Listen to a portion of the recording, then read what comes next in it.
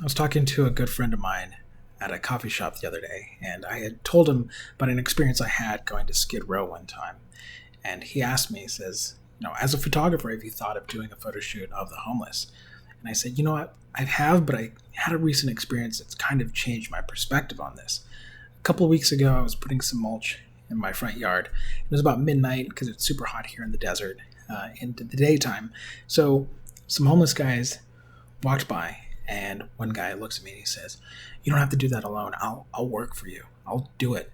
And I said, "Well, I'm doing it right now. So if you want to work, let's do this." And he took off his backpack, took off his shirt, gave him a shovel, and for the next couple hours, him and this other guy helped me out.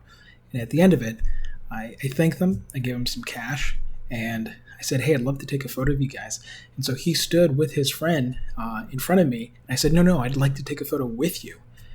And he said, "No one has ever asked to take a photo with me before." And I did. And took a little portrait of us together. And that kind of changed my perspective.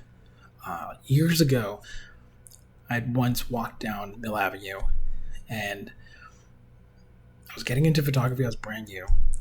And there's homeless individuals. And in the kindest way that I could, I asked them if they wouldn't mind me taking their photo.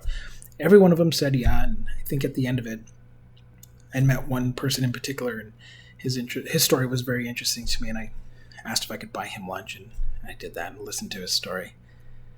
Um, but in that instance, I was taking photos of them. And a couple weeks ago, my interaction with this homeless man, he says, "No one's ever taken a photo with me." And I thought about the difference between those two things. And so I told my friend, "Yeah, I don't think I'm ever going to do a homeless photo shoot the way that I had thought of it